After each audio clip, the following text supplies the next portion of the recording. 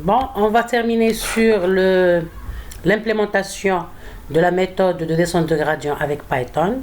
Donc on a déjà vu l'exécution de l'exemple sur l'exemple f de x égale à x au carré moins x plus 1.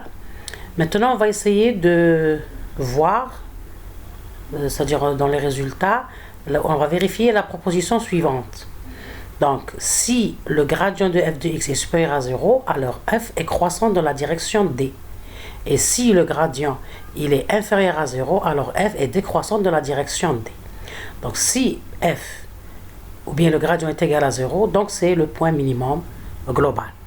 Maintenant, on va voir ça sur le plan, sur notre programme qu'on a déjà implémenté avec Python. Donc, vous avez vu qu'on a déjà téléchargé ou bien on a chargé les bibliothèques dont on a besoin, NumPy et matplotlib.pyplot. Maintenant, on a défini la fonction f de x, on a défini la fonction gradient. Pour l'exemple, bien sûr, qu'on a considéré le x au carré moins x plus 1 dans un intervalle moins 10, 10 concernant la variable, la seule variable c'est-à-dire qui est considérée ici. Elle appartient à l'intervalle moins 10, 10. Très bien. Donc, on a fixé la première valeur de la solution initiale à 10, le alpha 0,3 et la première itération k égale à 0. Bien. Maintenant, on va essayer de voir les deux cas. Puisque notre courbe ici, c'est une courbe c'est une courbe convexe qui a un seul minimum global ici, c'est-à-dire local en même temps global, c'est la solution optimale. Donc on remarque ici que cette partie-là, la courbe, elle est décroissante, et dans cette partie-là, la courbe, elle est croissante. Donc on va vérifier par l'affichage de la valeur du gradient durant l'itération du gradient de f au point xk pour voir la notion de, c'est-à-dire que dans le cadre décroissant, le delta, c'est-à-dire le gradient, il est supérieur à 0, et dans le décroissant, le gradient il est inférieur à 0. Donc on va voir cette règle. Donc premièrement, on va fixer ici. Donc on a fixé le x égale à 10, on a pris le côté croissant. Donc ici on a affiché le gradient avec print le gradient. Donc c'est grade f de x. Ok. Donc je vais réexécuter. Vous remarquez ici que le gradient il est positif. Donc je vais enlever les autres. Bon. Qu'est-ce que je vais faire pour voir que la valeur gradient, enfin, c'est bien. Donc je vais mettre ça comme un commentaire. Ok. Et puis ici, je vais afficher que le gradient pour mieux voir s'il est positif ou négatif. Très bien. Donc, je vais exécuter. Donc, vous voyez que j'ai fixé le test d'arrêt à k égale inférieur à 50. D'accord. Le premier, on a essayé ce test d'arrêt. On a fixé le nombre d'itérations. Donc, je vais essayer de commenter cette ligne de code. C'est le test d'arrêt de mon algorithme parce qu'il est itératif. Bien. Donc vous voyez que le gradient il est positif et il est en train de diminuer parce qu'il tend vers l'optimum global. Donc c'est sûr qu'il va diminuer jusqu'à atteindre, c'est-à-dire la valeur 0. Vous voyez ici que c'est 1,53 fois e à la puissance moins 10, c'est-à-dire 0,11010 jusqu'à, c'est-à-dire 153. Donc dans la figure ici, on remarque, vous voyez, le point initial ici c'est 10.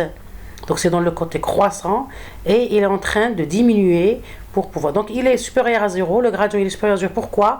Parce que ici, de x0, le x1 il est inférieur à x0, le x2 inférieur à x1, etc.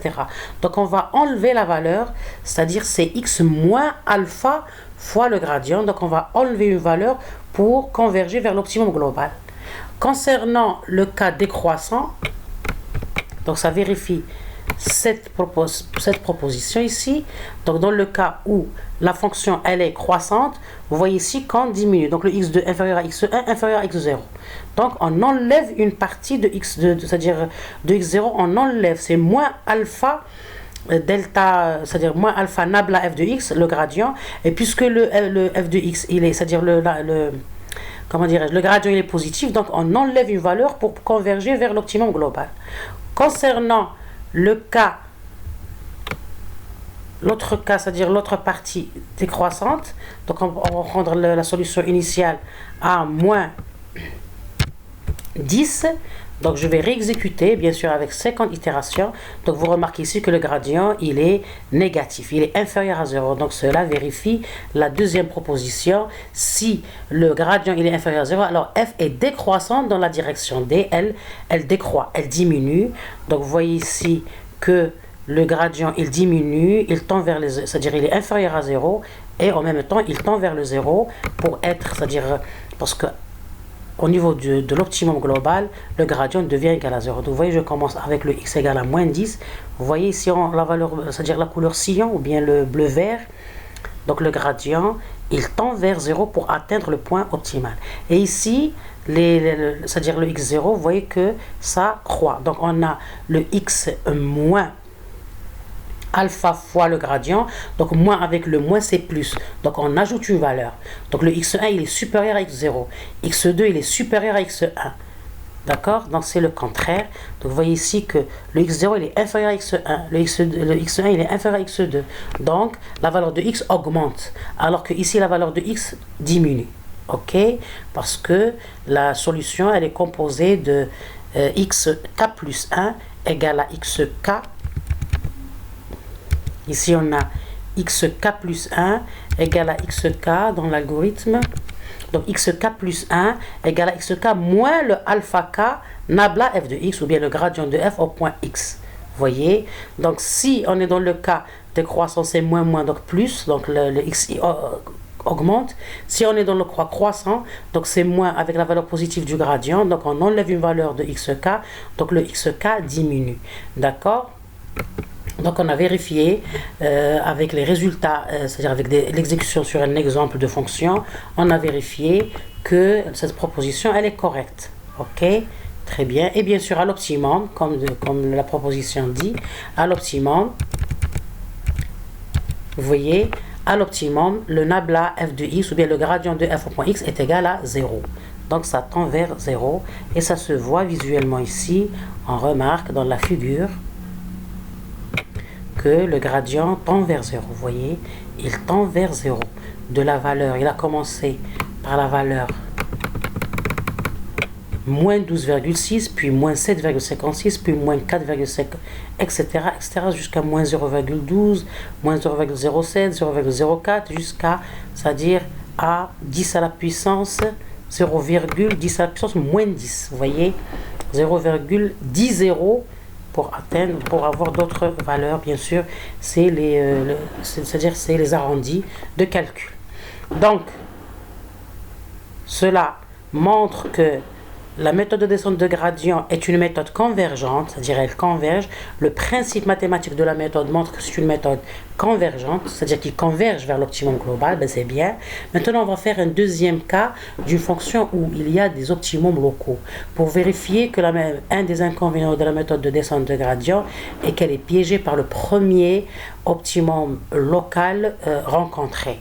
Ici, c'était facile, c'est-à-dire elle a convergé directement vers l'optimum global, parce que cette fonction, elle est convexe et elle a un seul optimum global qui est ce minimum-là, c'est-à-dire le point le plus bas de la courbe.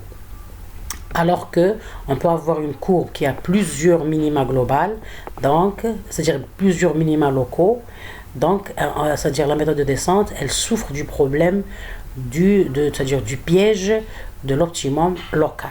Donc on va essayer de voir pour une fonction qui a, c'est-à-dire plusieurs optimums locaux. Je vais essayer de... Normalement, j'ai un exemple ici.